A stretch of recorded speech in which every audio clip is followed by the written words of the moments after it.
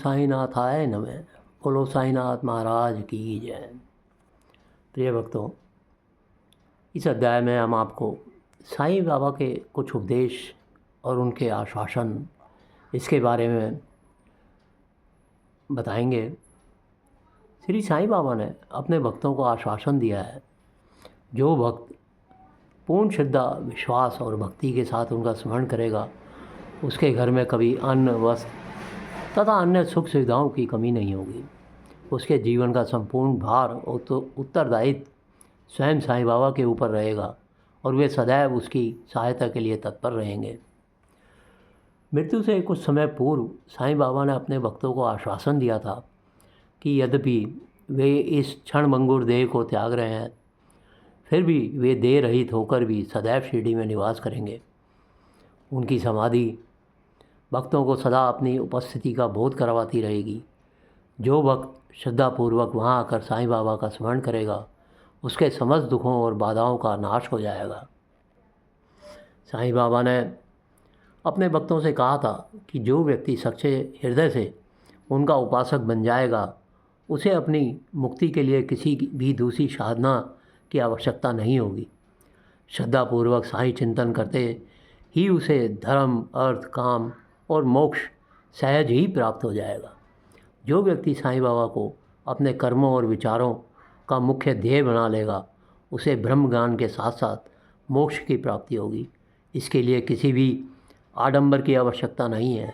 केवल साईं नाम का निरंतर जाप ही साईं कृपा प्राप्त करने के लिए पर्याप्त है। जो भक्त सच्चे हृदय से साईं बाबा के नाम का सिमरन करेंगे, उनकी समस्त मनोकामनाएं पूर्ण होंगी। उनके उपदेशों, वचनों एवं कथा का पठन, श्रवण और मनन करने वाले जीवन के सार तत्वों को ग्रहण करने में समर्थ होंगे। मनुष्य कर्म के बारे में बाबा कहते हैं, कर्म मनुष्य के जीवन में महत्वपूर्ण स्थान रखते हैं। हमारे वर्तमान जीवन की अच्छी या बुरी स्थिति हमारे पूर्व जन्मों के कर्मों पर निर्भर है। हम जीवन में जो भी कर्म करते हैं, उसी के अनुरूप हमें फल की प्राप्ति होती है। इसलिए मनुष्य को सदैव सद्कर्म करने चाहिए। यही सत्कर्म मनुष्य के विकारों का नाश करके जीवन में समस्त सुविधाओं तथा मोक्ष प्राप्ति का कारण बनते हैं। समभाव। साईं बाबा किसी भी व्यक्ति में भेदभाव नहीं रखते थे। उनके दरबार में आया प्रत्येक व्यक्ति उन्हें समान रूप से प्रिय था। वे सदैव कहा करते थे कि यह संसार एक बगीचे के समान है और ईश्वर इस बगीचे को सींचने वाला एक मात्र माली है। वही जगत के प्रत्येक प्राणी में अंश रूप में विद्यमान है। उसे न तो कोई प्राणी अप्रिय है और न ही कोई प्रिय है। वह सभी के लिए समभाव रखता है। इसलिए मनुष्य को अपने मन से भेदभाव की दीवार को सदा के लिए गिरा देना चाहिए। सभी व्यक्ति केवल एक ही ईश्वर की संतान है। उन्हें भेदभाव त्याग कर एक दूसरे से हृदय से प्रेम करना चाहिए। समभाव रखने वाला व्यक्ति ईश्वर को सरलता से प्राप्त कर लेता है। ईश्वर ने इस संसार को बनाया है। ईश्वर के द्वारा बनाया गया प्रत्येक प्राणी, चाहे वह किसी भी रंग या आकार का क्यों न हो, अत्यंत सुंदर और खूबसूरत है। इसलिए किसी भी प्राणी की सुंदरता या उसकी बदसूरती को लेकर आलोचना और कटाक्ष नहीं करना चाहिए। यदि कोई ऐसा करता है तो वह ईश्वर का मान करता है, जिसमें कर्मों के अनुसार प्रत्येक जीव को सौंदर्य प्रदान किया है। बाहरी सौंदर्य की अपेक्षा हमें प्राणी की आंतरिक सुंदरता को देखना चाहिए। प्रत्येक ईश्वर प्राणी को उसके कर्मों और परिश्रम के अनुसार अच्छा अथवा बुरा फल प्रदान करता है। इसलिए मनुष्य को उसी में संतोष करना चाहिए। संतोषी व्यक्ति का चित्त सदैव शांत रहता है। उसके मन में कभी भी कुविचारों का उदय नहीं हो पाता तथा वह सदैव सद्मार्ग का अनुसरण करता है। इसके फलस्वरूप वह थोड़े में भी अपार सुख का प्राप्त कर लेता है। दुख, हिंसा, असत्य, दुराचार इत्यादि से रहित उसका जीवन ईश्वर चिंतन में लीन होकर ब्रह्म ज्ञान की प्राप्ति का कारण बनता है। भाग्य मनुष्य जीवन पर गहरी छाप छोड़ता है। प्रत्येक प्राणी को अपने कर्मों के अनुसार भोग प्राप्त होते हैं। उसके जीवन में कुछ घटित होता है वह उसके भाग्य के अनुसार पूर्व निर्धारित होता है। मनुष्य के भाग्य को कोई नहीं बदल सकता, उसका फल उसे भोगना ही पड़ता है। परंतु प्राणी सच्ची निष्ठा और श्रद्धा से ईश्वर की भक्ति कर भाग्य के दुष्परिणामों को कम कर सकते हैं। जीवन के सत्य को समझने के लिए ज्ञान और विवेक अत्यंत आवश्यक है। ज्ञान और विवेक मनुष्य को उचित अनुचित में सही चुनाव करने की क्षमता प्रदान करते हैं। यह आवश्यक नहीं है कि कोई वस्तु आनंददायक होने के साथ साथ लाभकारी भी हो। इसलिए ज्ञान और विवेक से युक्त व्यक्ति केवल उसी का चयन करते हैं जो लाभकारी हो, जबकि अज्ञानी और मूर्ख व्यक्ति ऐसी वस्तुओं की ओर आकर्षित हो जाते हैं जो केवल आनंददायक होती हैं। यही कारण है कि मूर्ख व्यक्ति की अपेक्षा ज्ञानी एवं विवेकी मनुष्य ब्रह्मज्ञान और मोक्ष की ओर अग्रसर होते हैं। साईं बाबा की दृष्टि में सच्चा भक्त केवल वही है जो ग्रस्त संबंधी अपने समस्त उत्तरदायित्वों और कर्तव्यों को पूर्ण करने के बाद निष्काम और श्रद्धा भाव से युक्त होकर उनकी शरण में आता है। ऐसे व्यक्ति को बाबा सहर्ष भक्त रूप में स्वीकार करते हैं। साईं बाबा का निरंतर स्मरण करने वाला व्यक्ति उनके निकटतम भक्तों में से एक होता है। इसके फलस्वरूप उसे मृत्यु उपरांत मोक्ष की प्राप्ति होती है। इस संसार में मनुष्य का जन्म किसी न किसी उद्देश्य को पूर्ण करने के लिए होता है। मनुष्य का कर्तव्य है कि वह उद्देश्य को निष्ठापूर्वक पूर्ण करे। यदि वह अपने कर्तव्य से भटक गया तो उसे पुनः इस धरती पर जन्म लेना पड़ेगा, और ऐसा तब तक होता रहेगा जब तक वह अपने कर्तव्य को पूर्ण नहीं कर लेता है। जब तक मनुष्य का मन अहम भाव से रहित नहीं होता, तब तक आत्मा की अनुभूति की आशा व्यर्थ है। आत्मा की अनुभूति मोक्ष प्राप्ति का एक अचूक साधन है। यदि गुरु की कृपा हो जाए तो व्यक्ति के लिए उसे प्राप्त करना अत्यंत सरल है।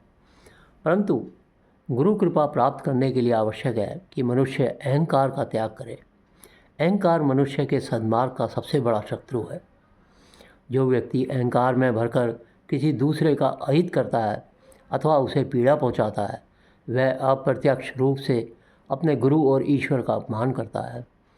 गुरु अथवा ईश्वर की कृपा केवल उसी स्थिति में प्राप्त की जा सकती है जब अहंकार का नाश कर मनुष्य स्वयं को परोपकार हेतु समर्पित कर दे। दूसरों की सेवा करके वह सदा के लिए ईश्वर की कृपा दृष्टि प्राप्त कर लेगा।